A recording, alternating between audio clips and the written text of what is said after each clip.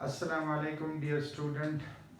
आज के वीडियो के लेक्चर में हम एवरेज एटॉमिक मास पढ़ेंगे, ठीक है, और इसके मुतालिक बात करेंगे, ठीक है। डियर स्टूडेंट, अगर आप इस टेबल को देख लें तो इसमें एटम जो हैं उसका जो रिलेटिव एटॉमिक मास है वो आपको होल नंबर में नहीं दिया गया बल्कि डेसिमल में दिया गया है।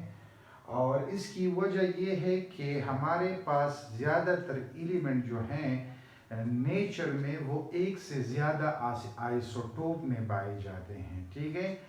और जब हम एक एलिमेंट की एटॉमिक मास को हम क्या करते हैं, कैलकुलेट करते हैं, तो वो चूंकि एक से ज़्यादा आइसोटोप्स में पाए जाते हैं तो हम उसकी क्या लेते हैं, एवरेज लेते हैं, ठीक है। अब आप सोच रहे होंगे कि आइसोटोप क्या है।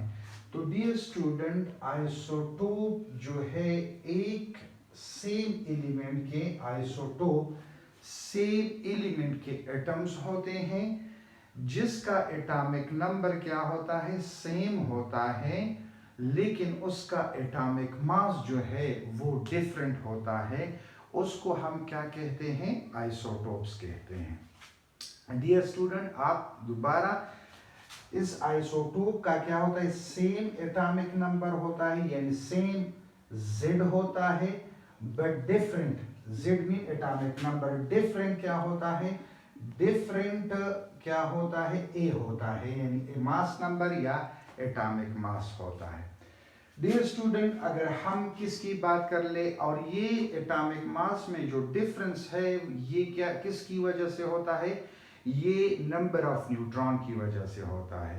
यानी आइसोटोप में चूंकि वो सेम एलिमेंट के एटम होते हैं उसमें प्रोटॉन और इलेक्ट्रॉन जो है वो सेम होते हैं, लेकिन न्यूट्रॉन की जो तादाद होती है वो क्या होती है, मुख्तलिफ होती है। मैं आपको एक एग्जांपल देना चाहता हूँ।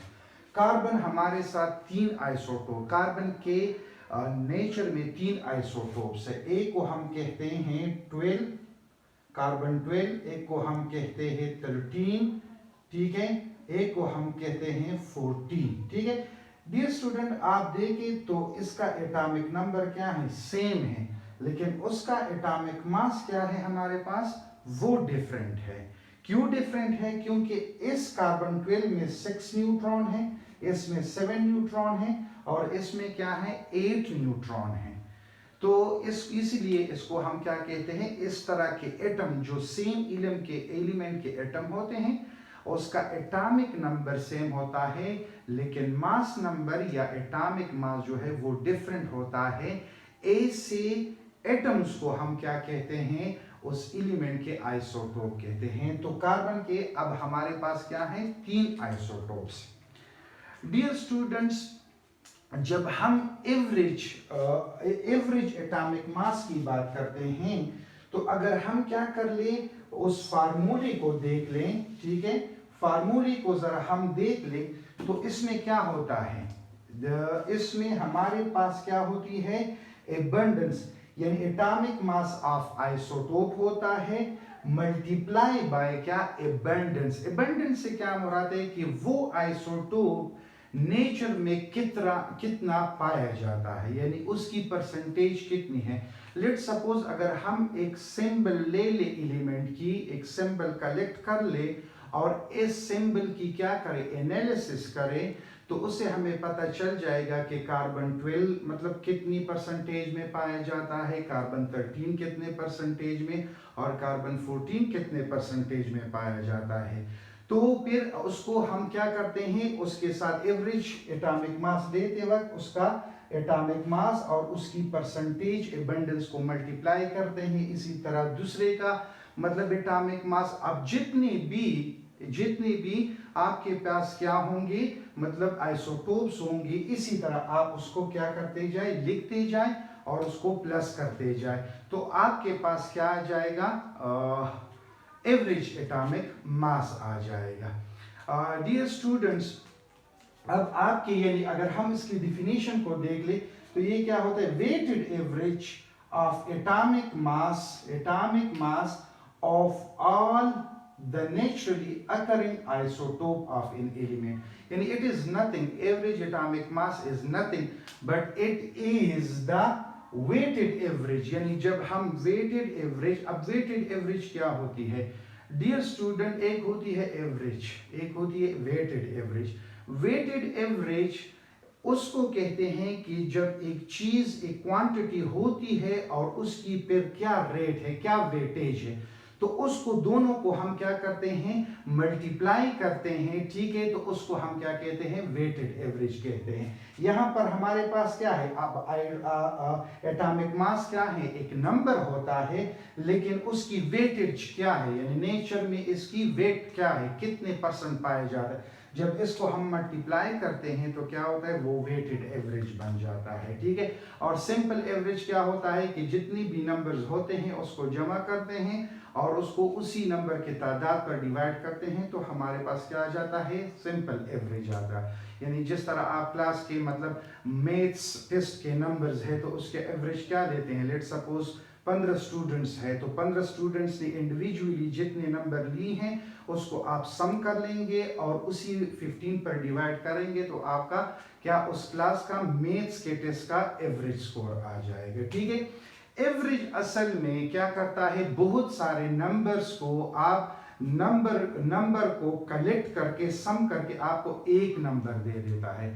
तो इसीलिए हम क्या करते हैं, चूंकि नेचर में बहुत सारे एलिमेंट के आइसोटोप पाए जाते हैं, तो अब हम किसका एटॉमिक मास क्या करेंगे, सेलेक्ट करेंगे. तो चूंकि मुख्तलिफ एटॉमिक मासेस है तो इसीलिए इसकी क्या लेते हैं, उसको जमा करते हैं, ठीक है, और उससे एक जो है एटॉमिक मास उस एलिमेंट का हमारे पास आ जाता है. और इसी की वजह से ये नंबर सिंपल होल नंबर में नहीं है बल्कि आपको डिसिमल में ये एक्चुअली क्या है दिए गए हैं, ठीक है.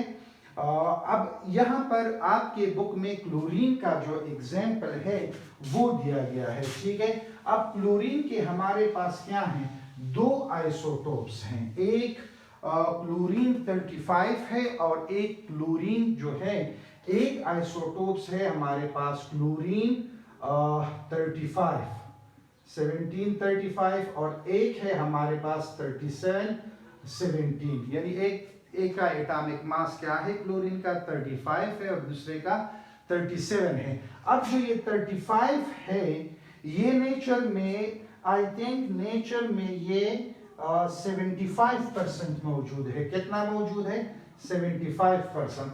और ये जो है ये हमारे पास 25% मौजूद है, ठीक है.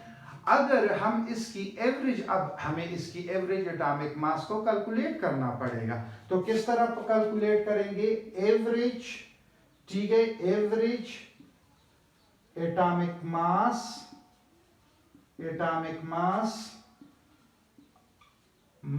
ऑफ किस, क्लोरीन.